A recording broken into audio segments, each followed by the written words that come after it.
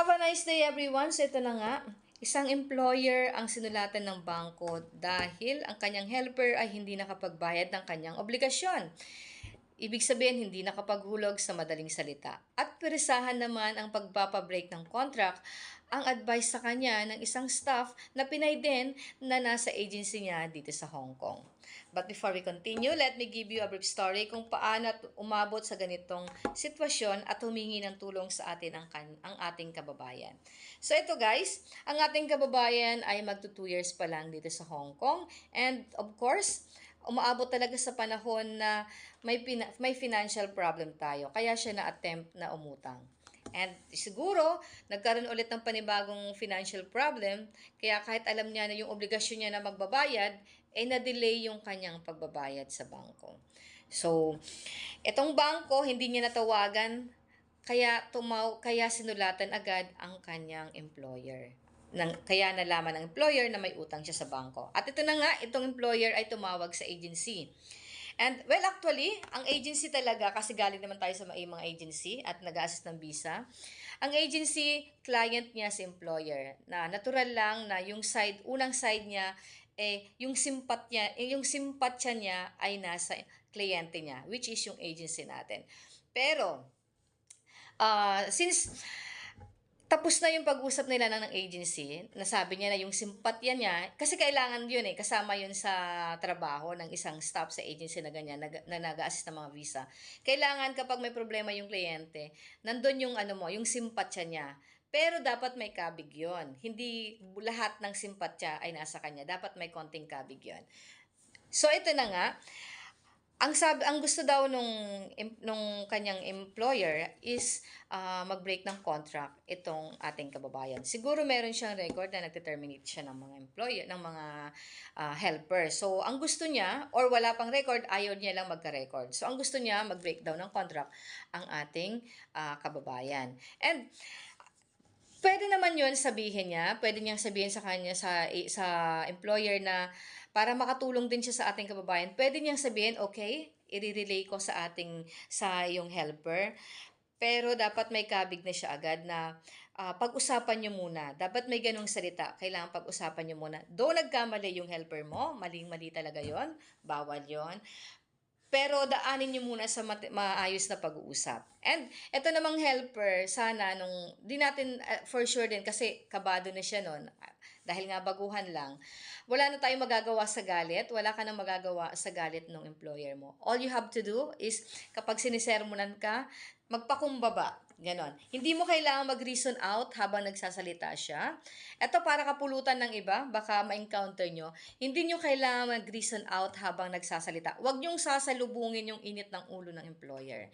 So, patapusin nyo lahat ng sasabihin, kung anong gustong sabihin, patapusin nyo. And then after that, magbilang kayo ng mga 20 seconds o 30 seconds, saka kayo humingi ng dispensa. Or depende sa mood na makikita nyo sa employer nyo, pero magbilang muna kayo ng ilang segundo bago kayo magsalita. And humingi agad kayo ng pasensya and explain nyo kung ano yung nangyari, bakit kayo na-delay sa iyong pagbabayad. Explain mo na tanggapin mo, alam ko na mali. Parang ganon. Humingi ka ng sorry, tanggapin mo na alam mong mali ang ganitong pag-utang, pero kinapos ka lang sa mga pinansyal kaya ka na-attempt. Ganon. Or kung ano pa ang reason mo, tanggapin mo na kasalanan mo yon. Kung meron mang nakihati sa'yo sa utang na yon, angkinin mo, sabihin mo, ganyan, ganyan. Kasi wala kang ibang wala kang ibang magagawa kundi magpakumbaba. And pagkatapos mong humingi ng sorry, magpakumbaba, saka ka humingi kayo ng advice, humingi kayo ng isa pang chance at mangako kayo na hindi nyo na ulitin, kahit for sure ulitin nyo pa rin. So, yun lang. Kasi,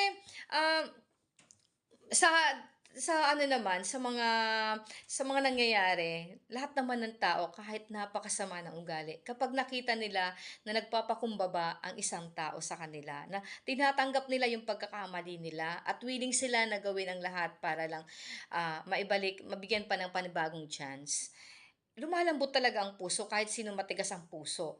So, yun. So, siguro, may pagkukulang din yung agency kasi nga yung may-ari daw nung agency nung nalaman yung gano'n yung advice nung nung staff niya na Pinay. Kasi ang sabi pa daw ng staff ng Pinay, 'pag hindi ka nag-break ng contract, sasabihin ko sa employer mo na hindi ka pasweldohin. Which is mali. Dapat ang sinabi niya, kung ayaw mong pumirma, sabihin mo na lang, "Ma'am, bigyan mo ko ng panibagong chance." And then, pwede bang ikaltas-kaltas mo na lang, ikaw na kung gusto mo, ikaw magbayad or ikaltas-kaltas na lang yung dun sa sweldo ko. Kasi gano'n naman ang nangyari, yung pambayad ko, galing din naman sa sweldo. Yes, ikaw magbabayad doon, pero ikakaltas-kaltas lang, parang gano'n. Yung magandang deal ang dapat niyang sinabi. So kaya naman yung may-ari daw ng agency nagalit din sa Pinay na staff niya. Kasi hindi tama kasi yung gano'n, yung iaano mo na, "Wag mo nang pasweldohin." Eh, anong gagamitin niya sa araw-araw, 'di ba? Alam niyo 'yun? Actually guys, nasasabi ko 'to kasi galing din ako sa agency. Matagal ako, almost 12 years din, ayun. And sa visa talaga ako na-assign. Lahat kami ang nag-aano ng visa, lahat 'yan, tino-troubleshoot namin 'yan, lahat ng may problema, ganyan. Natural na ang simpatya una sa kliyente, pero dapat ba-back-upan mo yung kababayan mo or 'di ba, alam mo yon. Kasi kawawa din naman, kasalanan niya nga, pero siguro lang parehas lang kinulang. So ito na nga guys, parehas kinulang ng pag-iisip. Yun kasi ang maganda ang word doon, eh, medyo kinulang lang sa pag-isip kung anong dapat gawin. And yun, siguro kapag dumating kung ma-encounter nyo yan, sana hindi naman ma-encounter ng lahat. Pero meron talaga nakaka-encounter kasi hindi lang ito isang beses lang nangyari. So, anuhin nyo agad, tanggapin nyo yung pagkakamali nyo at humingi kayo ng chance. Magpakumbaba kayo. So, yun lang.